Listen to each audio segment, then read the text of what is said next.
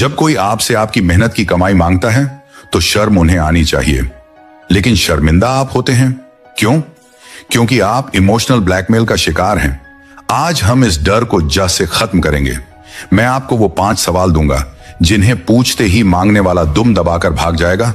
और मजे की बात यह है कि आप उनकी नजर में बुरे भी नहीं बनेंगे। रिश्तों और पैसों का गणित बहुत अजीब होता है। अक्सर हम सुनते हैं कि मुसीबत में अपनों के काम आना चाहिए, लेकिन चाणक्य ने इस भावना को एक अलग नजरिए से देखा था। उनका मानना था कि उधार वो दीमक है जो न केवल धन को खाता है बल्कि उस संबंध को भी खोखला कर देता है जिस पर वो टिका होता है। जरा अपने पिछले अनुभवों को याद कीजिए। कितनी बार ऐसा हुआ है कि आपने किसी करीबी को, किसी दोस्त को या किसी रिश्तेदार को पैसा दिया और फिर वह इंसान आपकी जिंदगी से गायब हो गया? या जब आपने अपना ही पैसा वापस मांगा तो आप विलेन बन गए? समस्या पैसा देने में नहीं है, समस्या उस तरीके में है जिससे आप इस स्थिति को संभालते हैं। ज्यादातर लोग इसलिए लुट जाते हैं क्योंकि वे ना कहने के अपराध बोध से डरते हैं। उन्हें लगता है कि अगर मना किया तो रिश्ता टूट जाएगा, लेकिन कड़वा सच ये है कि पैसा देने के बाद रिश्ता टूटने की संभावना 100% बढ़ जाती है। आज हम चाणक्य की अर्थनीति और आधुनिक मनोविज्ञान का उपयोग करके एक ऐसा सुरक्षा कवच तैयार करेंगे जिससे सांप भी मर जाएगा और लाठी भी नहीं टूटेगी। लेकिन इससे पहले कि हम उन सवालों पर आएं, आपको उस मनोविज्ञान को समझना होगा जो मांगने वाले के दिमाग में चल रहा होता है, और यह जानना आपके लिए बेहद डरावना हो सकता है। जब कोई रिश्तेदार आपसे पैसा मांगता है तो वह आपको एक इंसान की तरह नहीं बल्कि एक संसाधन की तरह देख रहा होता है। उनकी नजरों में आप एक ऐसा बैंक हैं जहां न कोई कागजी कार्रवाई है, न कोई ब्याज दर है और न ही वापसी की कोई निश्चित तारीख। यह उनकी गलती नहीं है, यह मानव स्वभाव है कि वह हमेशा सबसे आसान रास्ता चुनता है। बैंक से लोन लेने में पसीने छूटते हैं, वहां गिरवी रखना पड़ता है, वहां जवाबदेही होती है। लेकिन आपसे मांगना आसान है, बस एक उदास चेहरा बनाना है और पुरानी यादों का वास्ता देना है, और यहीं आप मात खा जाते हैं। आप अपनी भावनाओं के बहाव में बहकर अपनी मेहनत की कमाई जो आपने अपने बच्चों के भविष्य के लिए, अपने बुढ़ापे के लिए बचाई थी, उसे एक ऐसे हाथ में रख देते हैं जहां से उसकी वापसी की कोई गारंटी नहीं है। चाणक्य कहते थे, जो व्यक्ति अपनी संचित पूंजी की रक्षा कठोरता से नहीं करता वह अंत में अपने परिवार के लिए बोझ बन जाता है। इसीलिए आज से आपको एक डोनर की तरह सोचना बंद करना होगा और एक इन्वेस्टर की तरह सोचना शुरू करना होगा। लेकिन यह बदलाव इतना आसान नहीं है। इसके लिए आपको चाणक्य के उस पहले नियम को अपनाना होगा जो 90% लोग नहीं जानते, और यही कारण है कि वे अपना पैसा गंवा बैठते हैं। यह पहला नियम है त्वरित प्रतिक्रिया का निषेध, डिनायल ऑफ इंस्टेंट रिएक्शन। जब भी कोई आपसे पैसा मांगे, चाहे वह कितनी भी बड़ी इमरजेंसी क्यों ना दिखाए, कभी भी किसी भी हाल में उसी पल हाँ या ना मत कहिए। यह सुनने में आसान लगता है, लेकिन उस वक्त का दबाव बहुत ज्यादा होता है।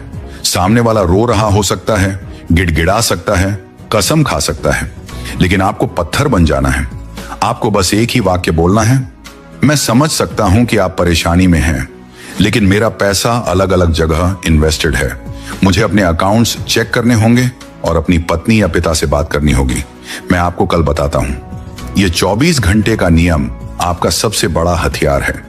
यह समय आपको सोचने का मौका देता है, लेकिन उससे भी बड़ी बात यह है कि यह सामने वाले के झूठ को परखने की छलनी है।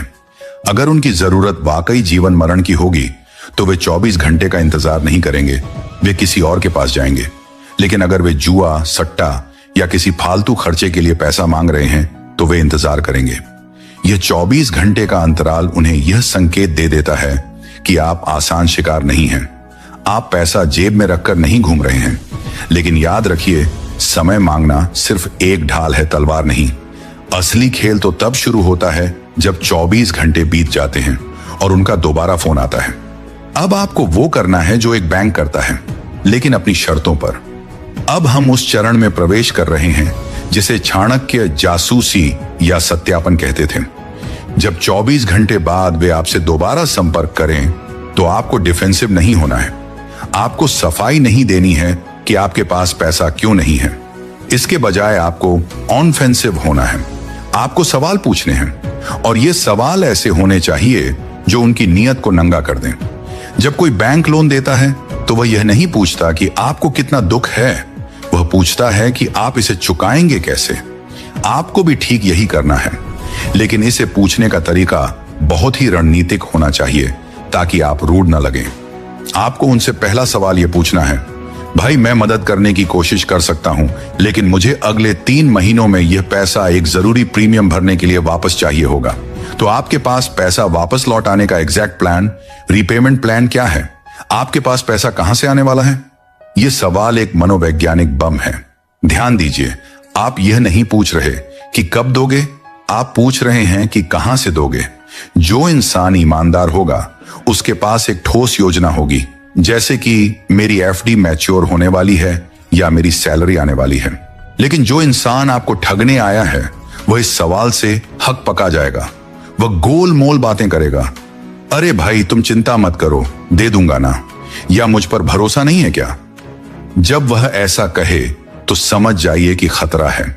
यह भरोसा शब्द ही वह जाल है जिसमें आपको फंसाया जा रहा है।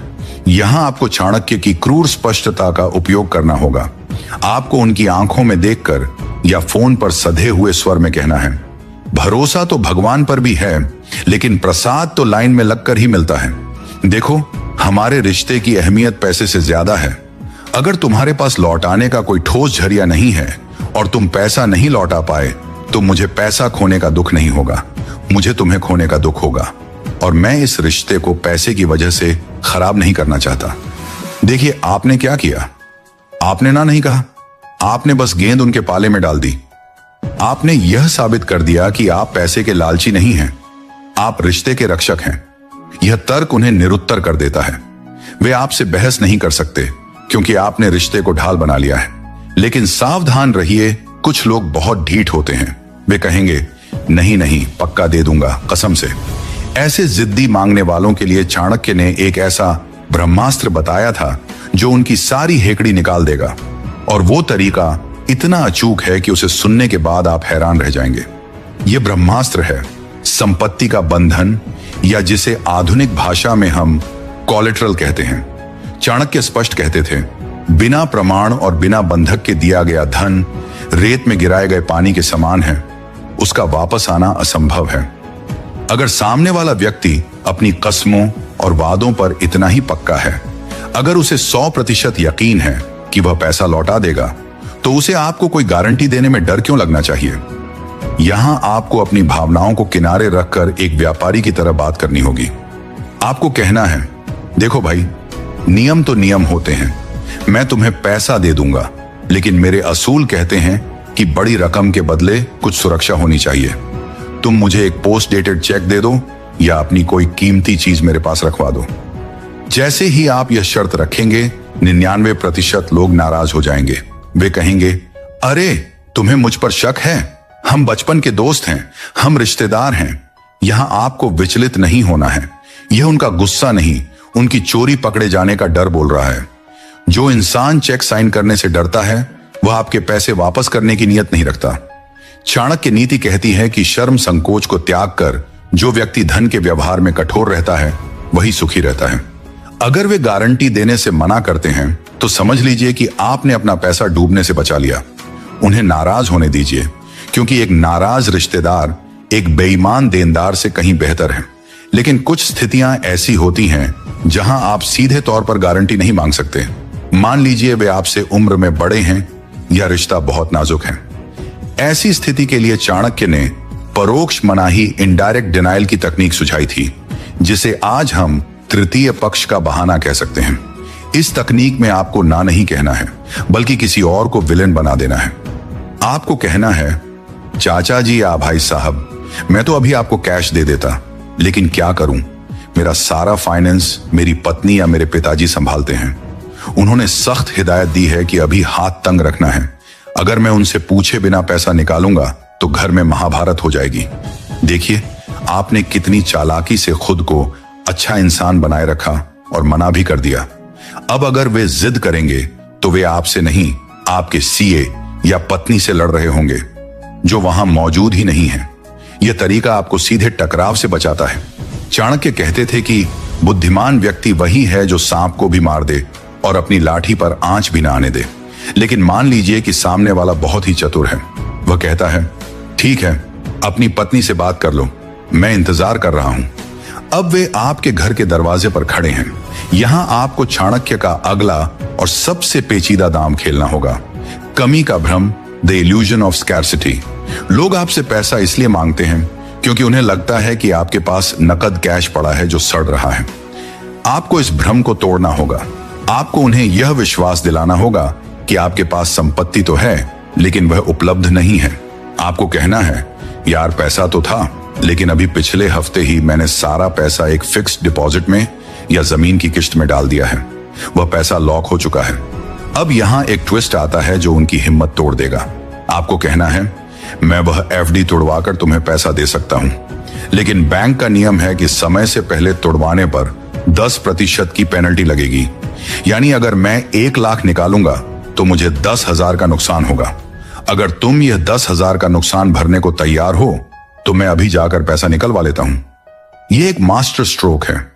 दुनिया में कोई भी उधार मांगने वाला आपके लिए नुकसान भरने को तैयार नहीं होगा। वे तो खुद मुफ्त का पैसा ढूंढ रहे थे। जैसे ही आप उनके सामने घाटे का गणित रखते हैं, उनका उत्साह ठंडा पड़ जाता है। वे सोचेंगे कि 50,000 के लिए 5,000 का नुकसान क्यों भरें। वे खुद ही कहेंगे, अरे नहीं नहीं, रहने दो, तुम्हारा नुकसान नहीं करवाना चाहता। इस तरह आपने अपनी जेब से एक सिक्का निकाले बिना उन्हें चलता कर दिया। लेकिन कभी कभी जीवन में ऐसी स्थितियां भी आती हैं जहां सामने वाला वाकई मुसीबत में होता है। कोई अस्पताल में है, बच्चों की फीस का मामला है या कोई वास्तविक संकट है। यहां आपका अंतर्मन आपको कचोट सकता है। क्या ऐसे समय में मदद न करना पाप नहीं होगा? चाणक्य यहां एक बहुत ही सुंदर और सुरक्षित रास्ता दिखाते हैं। दान बनाम or charity versus debt. Chanakya का मानना था कि समान स्तर वालों के बीच ही आर का व्यवहार होना चाहिए, लेकिन जो आपसे कमजोर है उसे आर्ण देकर आप उसे अपना शत्रु बनाते हैं। अगर कोई आपसे 50,000 रुपए मांग रहा है और आप जानते हैं कि उसकी आर्थिक हालत ऐसी नहीं है कि वह इसे लौटा सके, तो उसे 50,000 उधार मत दीजिए, क्योंकि अगर आपने उधार दिया तो 3 चीजें होंगी। 1, आपका पैसा जाएगा। 2, जब आप मांगेंगे तो झगड़ा होगा। और 3, वह शर्म के मारे आपसे मिलना बंद कर देगा। यानी आपने पैसा देकर रिश्ता और पैसा दोनों खो दिया।